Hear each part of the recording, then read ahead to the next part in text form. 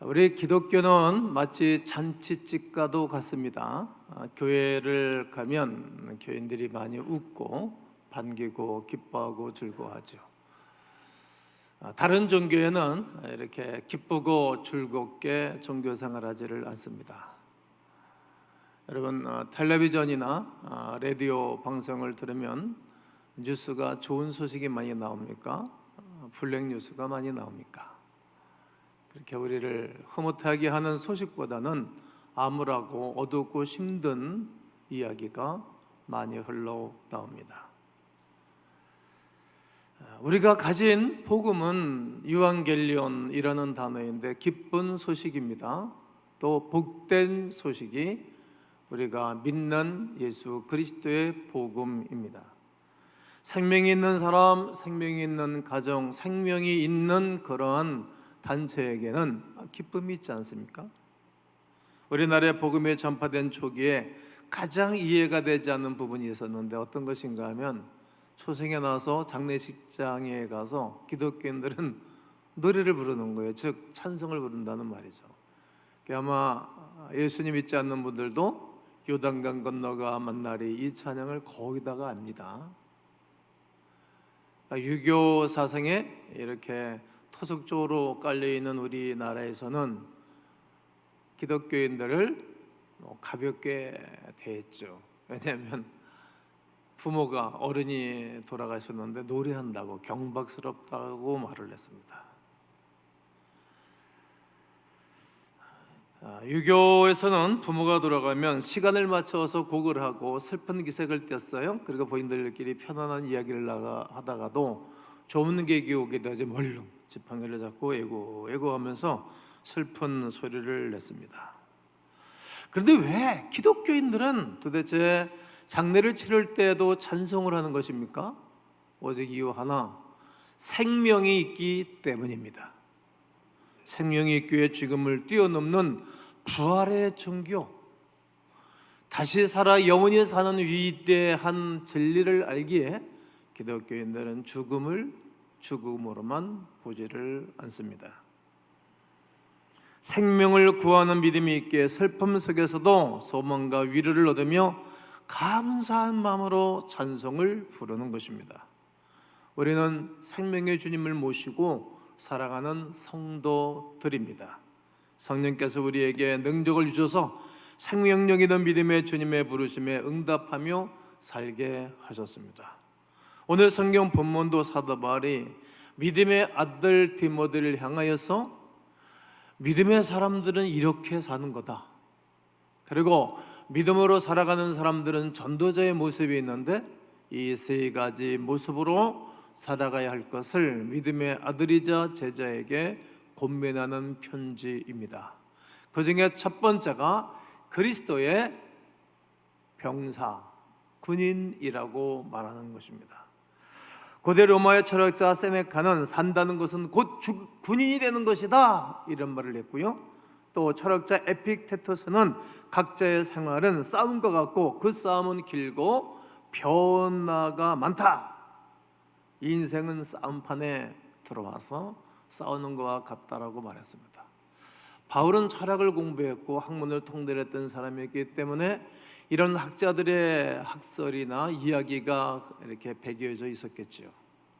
그런 바탕 안에서 모든 그리스도인들에게 이 편지를 써 보내는 것입니다.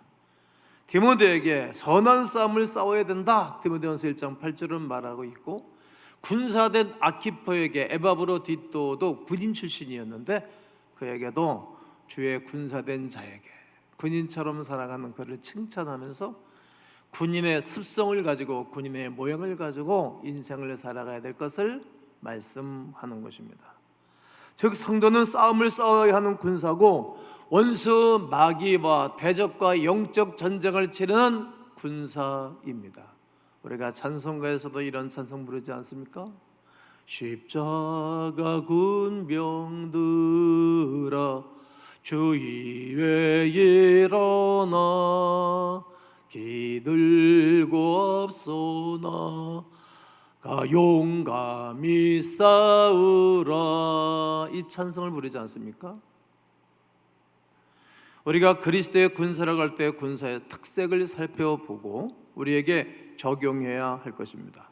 군인은 전쟁을 위하여서 모집된 사람들입니다. 지금 지구상에 큰 전쟁을 치르고 있는 나라가 러시아가 우크라이나를 침공해서 큰 어려움을 겪고 있습니다.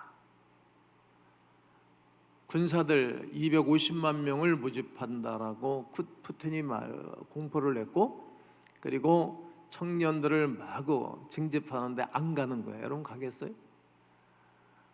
합리적인 전쟁, 명분이 있는 전쟁을 치르면 국민들이 이렇게 부모도 가라 그럴 것이고 청년들도 갈 것이라고 생각해요. 그럼 명분 없는 전쟁을 치르기 시작했어요.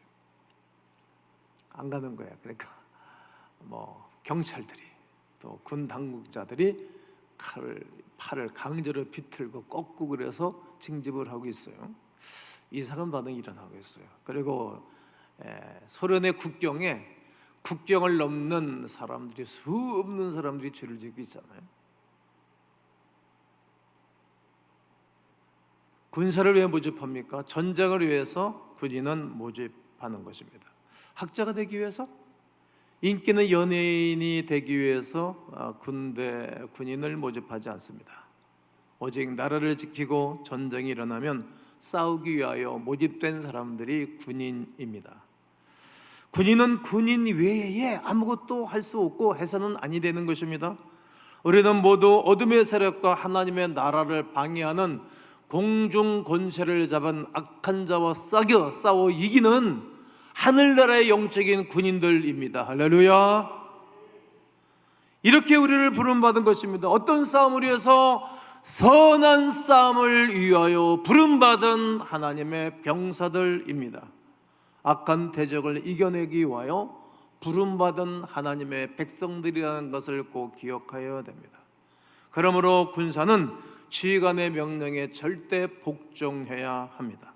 군인의 초기 훈련은 무조건 지휘관의 명령에 복종하는 것부터 배우지 않습니까? 일단 들어가면 신발부터 벗기고 속옷까지 다 벗기고 나서 다 머리를 완전히 사회 머리를 다 밀고 군인이 원하는 머리로 다 삭발을 하고 완전히 변합니다.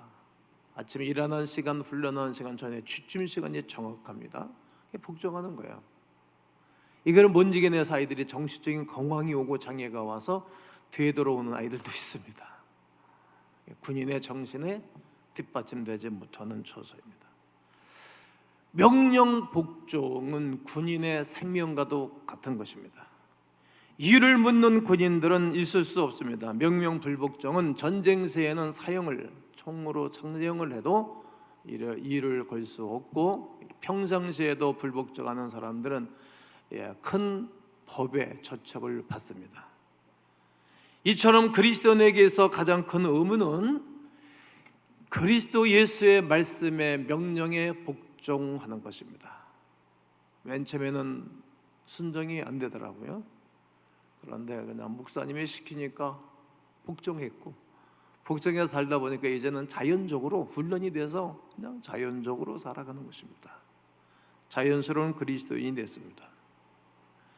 비록 내 생각엔 이해할 수 없는 말씀이라 할지라도, 이해가 되지 아니한다 할지라도 그냥 순종하는 것입니다. 그리고 군사는 모집한 자를 기쁘게 하며 자기 사생활에 얽매는 자가 없습니다. 군사는 자기의 유익과 자기의 명예만을 생각하지 않습니다. 군인은 부업이 없습니다. 부업을 하는 군인은 반드시 군 당국에 또 큰 문제를 당하게 될 것입니다. 오직 국가의 명예와 오직 국가를 위해서 존재하는 사람들이 군인입니다. 군인의 본질은 가족과 친구, 나라를 위해서 자기의 생명을 기꺼이 내어놓는 사람들입니다. 우리 그리스도인이 자기 희생을 생각지 않으면 그리스도의 군사가 될 수가 없습니다.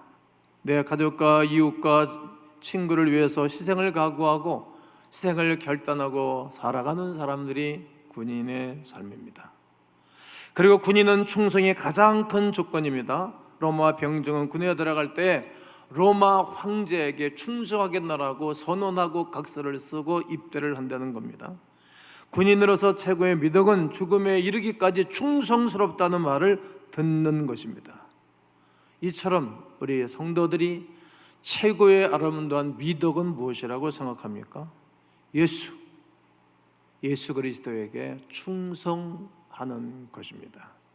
이런 군인의 길을 걷기 위해서는 철저한 훈련이 필요하겠죠. 훈련으로 군인은 만들어지고 훈련된 사람들이 최전방에 배치가 되는 것입니다. 훈련에서 땀을 많이 흘리면 전쟁에서 피를 적게 흘린다라는 어떤 노병의 교육에 기록되어 있는 내용입니다. 군인으로 훈련되고 다져진 사람들만이 자기 생명을 보존하고 다른 사람을 돕는 것입니다. 영적 전쟁을 위한 철두철미한 훈련을 감당해야만이 백전백성의 주님의 병사들이 되게 될 것입니다. 또한 그리스도의 경기자다, 이런 두 번째 모습을 바울은 디모데에게 편지를 써보냅니다. 그리스도인의 최후 승리를 바라보고 달려가는 경기장의 경기 선수들입니다. 경기를 준비하는 선수는 무단히 훈련하고 무단히 연습합니다. 우리에게 성경은 이렇게 고면합니다. 육체의 연단은 약간의 유익이 있으나 경건은 범사에 유익하니 범사 금생 이 땅 내세 다음 영원한 천국에서도 약속이 있다는 것입니다. 연습의 연습을 늘 강조했던 것입니다.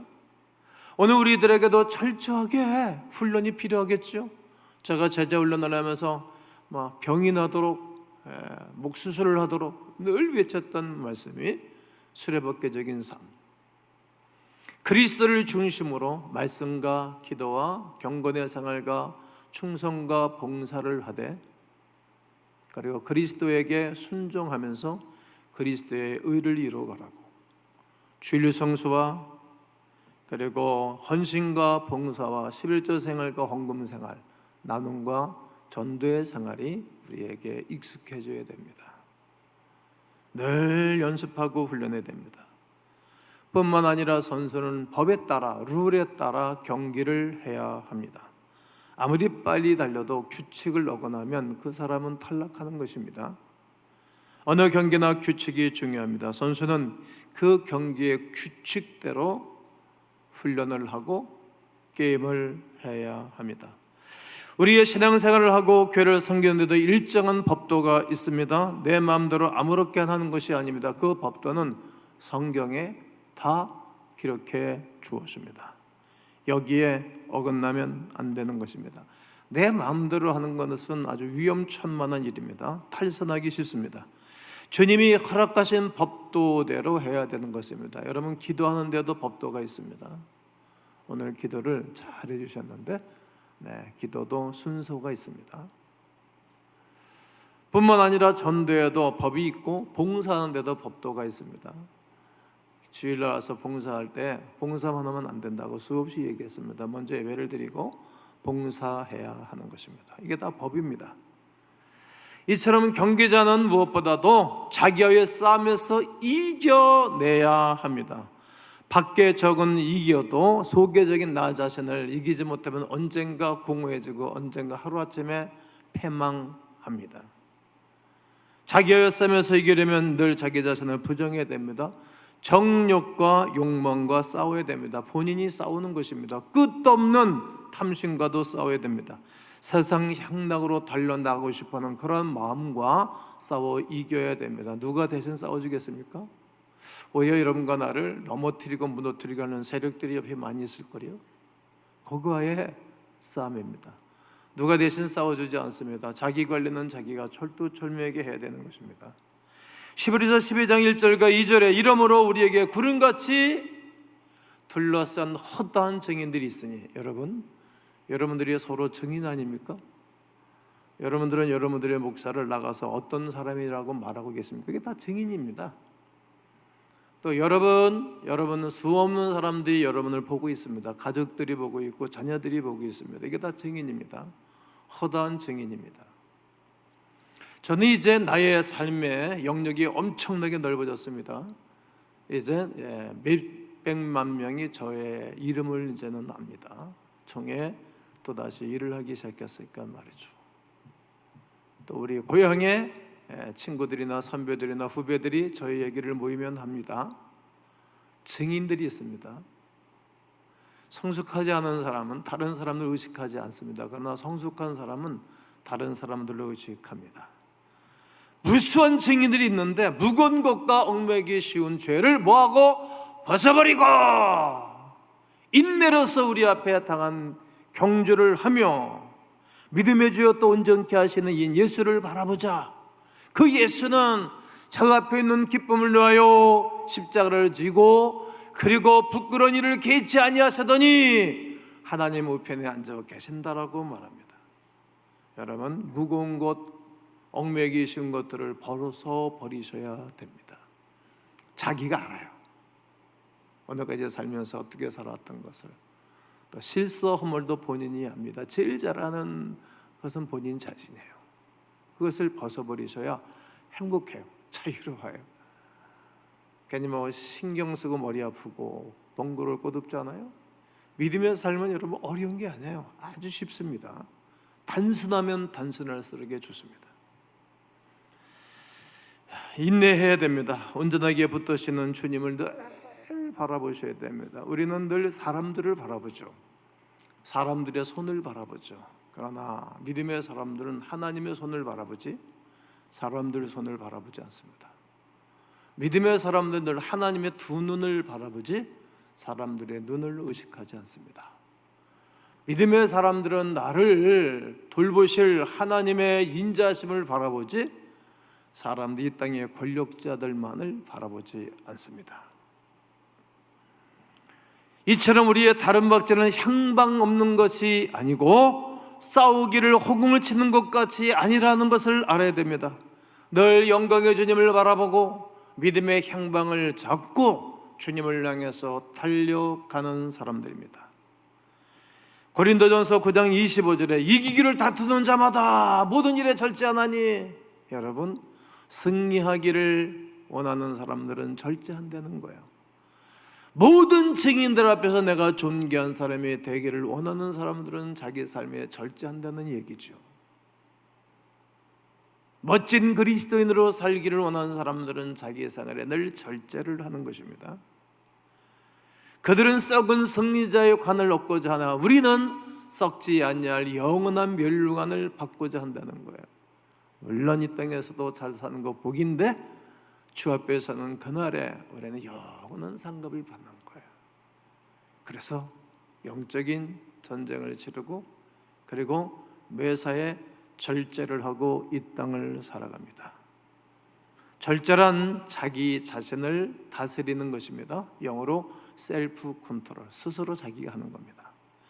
영적 경주장에 들어선 성도는 자기 자신을 다스리고 자기 희생을 통하여서 섬기면서 하나님의 의를 이루어드리는 사람들입니다. 시합의 대상은 상대가 아니고 자기 자신입니다.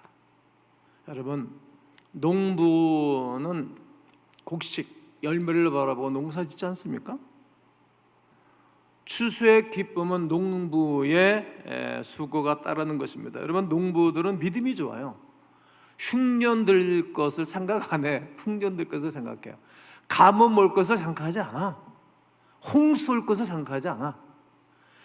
병충해가 완전히 임하여서 모든 것이 쑥대밭 것 생각하지 않아요. 무조건 농사가 잘 될 것을 믿고 하는 거예요. 여러분, 흉년들 깔면 누가 농사 짓겠어요? 1년 누가 쉬지? 비용 안 들이고 일하자고 그냥 쉴 거니까. 그래서 농부는 믿음이 좋은 거예요. 그냥 잘 될 줄 믿고 가는 거예요. 열매를 바라보고 하는 것입니다. 그런데 농부에게 있어서 꼭 해야 할 것이 있는데 기회를 놓치지 않는 것입니다. 파종할 때 파종해야 되고, 가꿀 때 잘 가꿔야 되고, 농약 칠 때 잘 농약을 쳐야 되고, 특별히 이처럼 추수기에 기회를 놓쳐버리면 1년 농사 터진 거예요. 기회가 있다는 거예요. 기회를 놓치면 헛수고 아니겠습니까? 하나님의 거룩한 백성들에게 있어서 이 땅의 범사의 기한과 범사의 때가 있다는 말입니다. 하나님의 때가 있는 것입니다. 우리의 영혼이 구원을 받을 때가 있고 은혜 받을 때가 있고 축복을 받을 때가 있는 것입니다. 그 때를 놓쳐버리면 다 헛수고입니다.